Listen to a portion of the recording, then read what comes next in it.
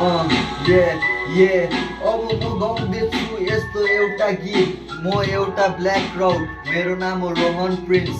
सबैले भन्छ मलाई तँ किन यस्तो ठिस, तर म ठिस होइन, तेरो नजर बिस। अब म गाउँदैछु यस्तो गीत।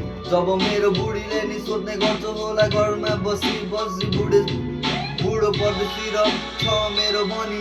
एक दिन फर्की आउँछ बनी कुरिरहेको छ नि, किन कुर्छ मेरो बुढी लोयल छ नि, त्यसमै म खुसी छु नि। त्यही खुसीले गर्दा म यहाँनिर सङ्घर्ष गरिरहेको छु नि। मेरो बुढी पनि घरमा रुँगिरहेको छ नि, सबैलाई खुसी बनाउन आएको हुँ म यहाँनिर खुसी भएको छैन कोही पनि। यहाँनिर खुसी हुने खोज्ने सबै पनि, पैसा मात्र खोज्ने सबैजना किन यस्तो, सबैले नि भन्छ म किन यति व्यस्त। कसैलाई थाहा छैन किन काम गर्नुपर्ने, कति काम हुन्छ कसैलाई नि केही थाहा छैन। कहिले ओटी गर्नुपर्ने, कहिले केही हुन्छ, कहिले बिमार पर्छ, कहिले केही हुन्छ। कसै छैन यहाँ तातो पानी दिने, बुढी याद आइरहेको छ तँले मलाई धेरै। सङ्घर्ष गर्छु म तँसँगै बनी बे गरेको थिएँ मैले तँलाई, तर तँ कहाँ हराइस, घरमा छोडी आयो त्यो मेरो ठुलो भुल भयो तँलाई घर छोड्नु। अब यस्तै छ म सङ्घर्ष गर्छु, तँलाई पढाइरहेको छु। तँ म के भनी केही हिसाब नराख्न, एक दिन सफलताले छुनु छ, यो त सङ्घर्षको मात्रै बाटो हो। त्यो सबैजना मान्छेहरू घाटे हो, मरेर जाने एउटा त घाटै हो। धनी अनि गरिब भए पनि मरेर त जाने घाटै हो। सबैले कुरा किन नबुझेको, मरेर जाने त घाटै हो।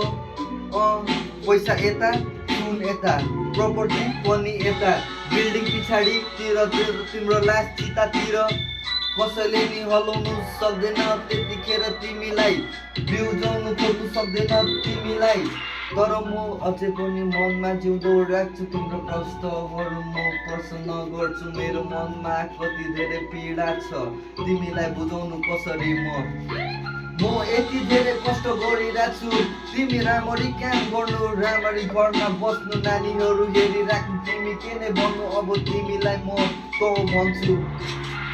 सबै कुराहरू यसरी नै भन्छु, मेरो मनमा धेरै पीडाहरू छ, यसरी गाउँछु मेरो मनमा धेरै पीडाहरू यसरी नै बोकिरहन्छु। जब बिट बज्छ मेरो मन एकदमै पर्ने गर्छ, जति भित्र मनमा मेरो पुरै कष्ट छ।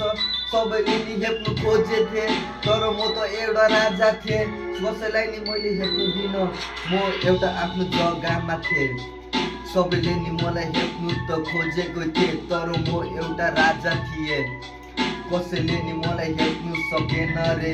हेप्नु सके होला मुखी 1-2 वर्ष, तर त्यहाँ पछि मलाई हेप्नु सकेन। त्यसपछि हेप्नु खोज्दा ऊ आफै हेपियो, मेरो प्रसन्न सुनेर ऊ आफै चक्कन्न भयो। बिचमा राइम्सहरू अलिकति लड बढिल्ला, त्यसको लागि म पनि अलिकति क्षमा पाउँला। किनकि केटा हो म पनि ब्याचलर, कहिलेकाहीँ हान्ने गर्छु म पनि इलेक्ट्रोनिक। दामी दामी।